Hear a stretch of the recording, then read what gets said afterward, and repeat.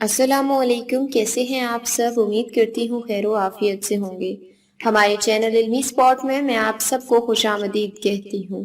Video شروع کرنے سے پہلے میری آپ سب سے ایک چھوٹی سی درخواست ہے کہ ہمارے چینل علمی اسپاٹ کو سبسکرائب کیجئے اور بیل نوٹیفیکیشن آن کیجئے تاکہ آنے والی ہر لیٹسٹ اپڈیٹ آپ تک بر وقت پہنچ سکے۔ تو بنا وقت ضائع کیے شروع کرتے ہیں اپنی آج کی ویڈیو۔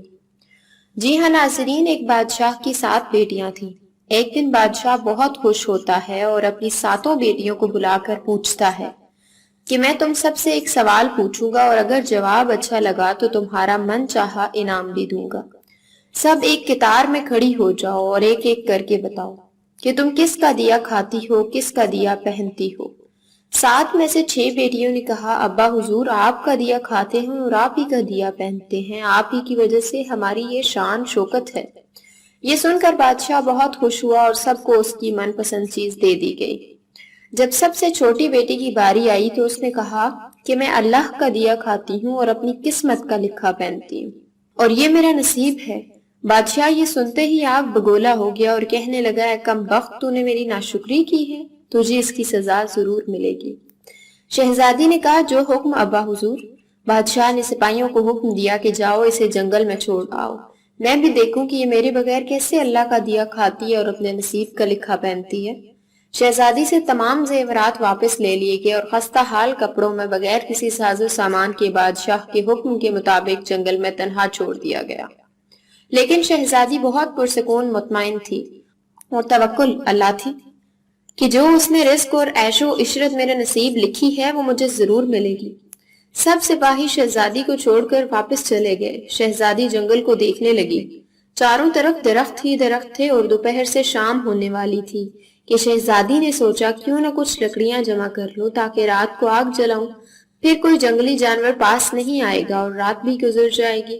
شہزادی جنگل میں لکڑیاں ڈھونڈنے چل پڑی۔ اس کی نظر ایک جھونپڑی پر پڑی جہاں باہر ایک بکری بندھی ہوئی تھی اور اندر سے کھانسنے کی آواز آ رہی تھی۔ پہلے تو شہزادی بہت حیران ہوئی کہ اتنی ویران جگہ پر جھونپڑی۔ جب وہ جھونپڑی کے اندر داخل ہوتی ہے تو کیا دیکھتی ہے کہ ایک بوڑھا ضعیف ایک چارپائی پر لیٹا ہے اور کھانستے کھانستے پانی پانی پکار رہا ہے۔ شہزادی ادھر ادھر دیکھتی ہے تو کونے میں ایک پانی کا گھڑا پڑا ہوتا ہے۔ وہ گلاس میں پانی بھر کر بوڑھے ضعیف کو پلاتی ہے اور جھونپڑی کی صاف صفائی کرتی ہے۔ اتنے میں بوڑھا ضعیف شہزادی سے پوچھتا ہے کہ بیٹی تم کون ہو اور اتنے بڑے جنگل میں تم اکیلی کیا کر رہی ہو؟ تب شہزادی اسے بتاتی ہے کہ وہ یہاں تک کیسے پہنچی۔ بوڑھا ضعیف اسے جھونپڑی میں ہی رکنے کا بولتا ہے اور کہتا ہے کہ میں شہر میں کام کرتا ہوں، صبح شہر چلا جاؤں گا اور 8 دن کے بعد آؤں گا۔ تم یہیں رہو اور جھونپڑی میں کھانے کا سامان ہے اور ندی پاس ہی ہے، تم وہاں سے گھڑا بھر لیا کرنا۔ صبح کو بوڑھا شہر چلا جاتا ہے اور شہزادی یہاں اکیلی جھونپڑی میں سب صفائی کر کے بکری کا دودھ نکالتی ہے۔ آدھا اپنے لیے رکھ لیتی ہے اور آدھا باہر ایک کونے میں برتن میں ڈال کر رکھ دیتی ہے کہ رات کو کوئی جانور بھوکا یا پیاسا ہوگا تو پی لے گا، اور خود اندر آ کر سو جاتی ہے۔ صبح سویرے جب شہزادی اٹھتی ہے تو کیا دیکھتی ہے کہ دودھ کا برتن خالی اور پاس ایک لال پڑا ہے جو دیکھنے میں بہت ہی نایاب اور قیمتی معلوم ہوتا ہے اور پاس ہی سانپ کے نشان بھی نظر آتے ہیں۔ تب شہزادی کو یاد آتا ہے کہ بچپن میں اس نے سنا تھا کہ جب کوئی نایاب سانپ بہت خوش ہوتا ہے تو ایک ایسا لال اگلتا ہے کہ جس کی قیمت ہیرے جواہرات سے بھی مہنگی ہوتی ہے۔ شہزادی بہت حیران ہوتی ہے اور دل میں سوچتی ہے کہ شاید سانپ بھوکا تھا اس لیے وہ دودھ پی کر خوشی میں لال چھوڑ گیا۔ پھر وہ لال اٹھا کر اپنے پاس رکھ لیتی ہے اور پھر اگلی رات شہزادی برتن میں دودھ رکھ دیتی ہے اور اگلی صبح جب دیکھتی ہے تو پھر ایک لال ہوتا ہے۔ ایسے ہی کرتے 7 دن گزر جاتے ہیں اور شہزادی کے پاس 7 لال جمع ہو جاتے ہیں اور اس دن بوڑھا ضعیف بھی آ جاتا ہے۔ تب شہزادی اسے لال دکھاتی ہے اور سارا واقعہ بتاتی ہے اور بوڑھے ضعیف کو 3 لال دیتی ہے اور کہتی ہے کہ شہر جا کر یہ لال بیچ دو اور آتے وقت اپنے ساتھ محل بنانے والے مزدور لے کر آنا۔ باقی 4 لال شہزادی اپنے گلے میں مالا کے طور پر پہن لیتی ہے اور کچھ ہی مہینوں میں جنگل میں ایک عالی شان محل تیار ہو جاتا ہے جس میں بوڑھا ضعیف اور شہزادی رہنے لگتے ہیں۔